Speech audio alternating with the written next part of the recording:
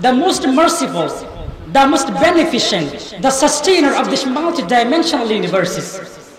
And our sincere greetings and heartiest salutations to our beloved Prophet Muhammad sallallahu alaihi wasallam, and our millions of durood upon our beloved Prophet Muhammad sallallahu alaihi wasallam. In the very beginning of my speech, I would like to thank to my beloved and honorable teacher for giving me such a great and wonderful opportunity to say something about today's topic.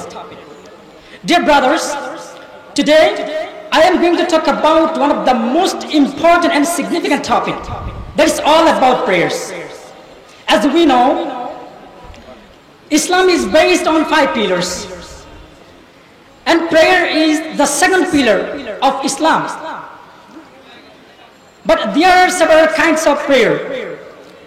I mean, compulsory prayer, optional prayer, recitational prayer, and funeral prayer. But today, I will just focus on obligatory prayers. I mean, Salatul Fard. Allah subhanahu wa ta'ala says in the Quran, Bismillahir Rahmanir Rahim, Inna salata kanat ala al-mu'minina kitaban mawquta.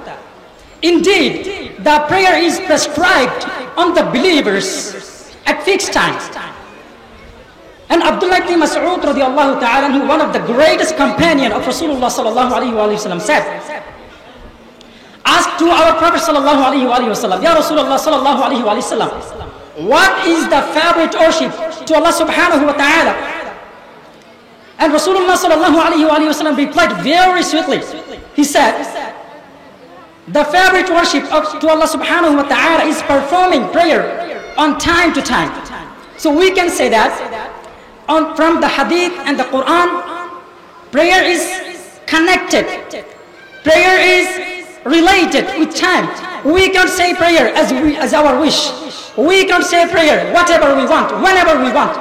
We have to follow the time, what Allah subhanahu wa ta'ala fixed.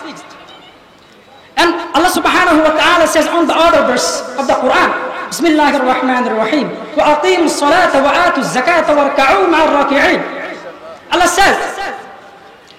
subhanahu wa ta'ala says, establish your prayer and give the charity, obligatory charity, and bow with those who bow. So what is the meaning of bow with those who bow? And what Allah subhanahu wa ta'ala wanted to make us understand by saying warka'u ma'ar raki'in.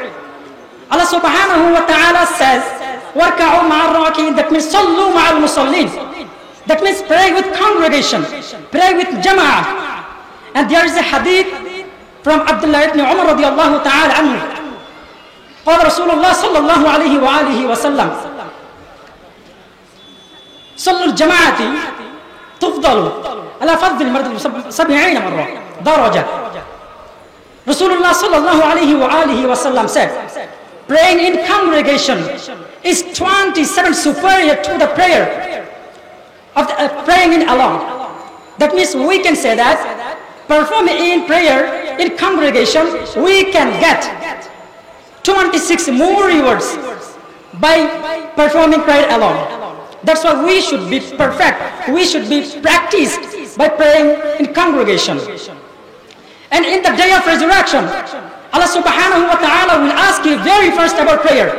Rasulullah sallallahu alayhi wa sallam said, أَوَّلُ مَا يُحَاسَبُ بِهِ الْعَبْدُ يَوْمَ الْقِيَامَةِ الصَّلَاةِ.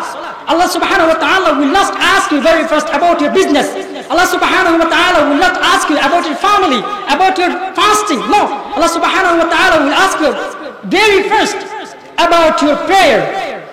If you succeed, if it is complete, you will be succeed. If it is not complete, you will be failed and lost. That's why we should be more conscious, we should be more careful about prayer. Allah subhanahu wa ta'ala make us among those who are so conscious, who are conscious about prayer and who perform prayer in congregation.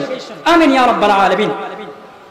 And prayer is such a thing that restrains you from the bad deeds. As Allah subhanahu wa ta'ala says, Inna salata tanha anil fahsha'i wal munkar. Subhanallah al-azim.